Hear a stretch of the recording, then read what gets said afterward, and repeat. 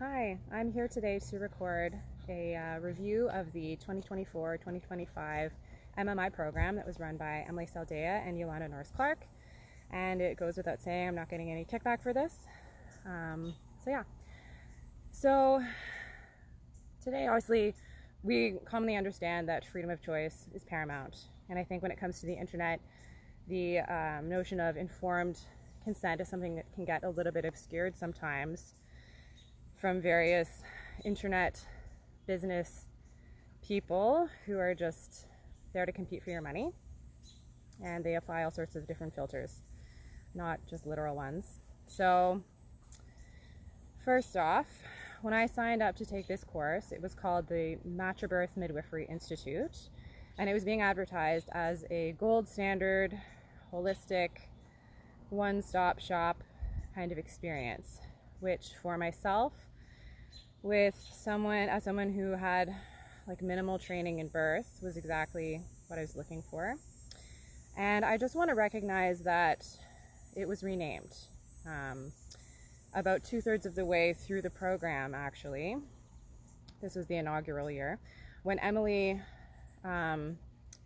admitted that she oversold her hand by calling it a midwifery school. So I'll just start off with what I enjoyed. So through one of the books on our required reading list, I was introduced to the Conscious Leadership Group and their 15 commitments. This framework was very applicable, and so it doesn't really surprise me that basically an entire quarter of the program was based word for word, all respect given to the authors, was used word for word for some of the content for that. Alongside that, I really enjoyed reading The Big Leap by Gay Hendricks and just being introduced to some of his notions. Each month, I met with another woman from the program called like an accountability partner, which was really enjoyable. But my favorite meeting of the month was hands down this other small pod, it was called, of 9 other women, one of whom was mentoring all of us, and with whom we did small projects to integrate material and connect. So things started to really shift for me negatively during the second quarter, which was the anatomy and physiology section. The material was dripped slowly, week by week, and it soon became pretty obvious that like some of these videos were being recorded just a few days before they were released to us, and that led to like a lot of repetitions, sloppy editing, and just a general lack of clarity. I felt there was a lot of content lacking here.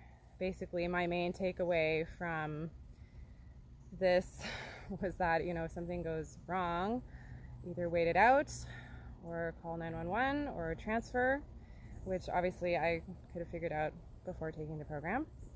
I've come to understand, though, that this dogma is in direct competition with any form of standardized testing available. And so I understand a little bit better now what is being monetized here.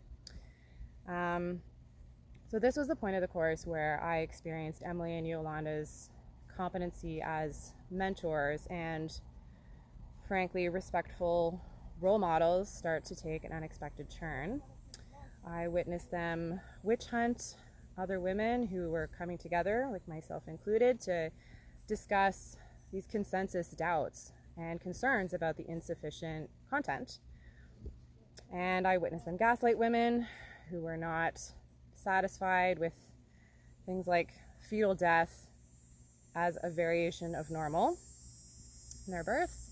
I grew increasingly unsettled as I witnessed 3 of the mentors, on top of my mentor, basically flee the program in the very same week. So that really shifted the dynamic for me.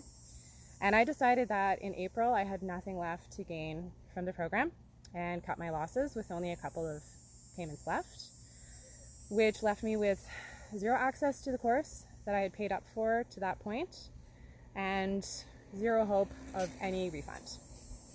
Yeah. But I guess the one thing that I did gain on a truly spiritual level was the opportunity to do some serious deep diving into what choices had led me in my life, what experiences I had had that kind of brought me to a place where I became a victim to a very well-oiled con artistry. So yeah, thank you for your time watching, and I hope that this is useful to any of you who are still on the fence about this program. Thank you.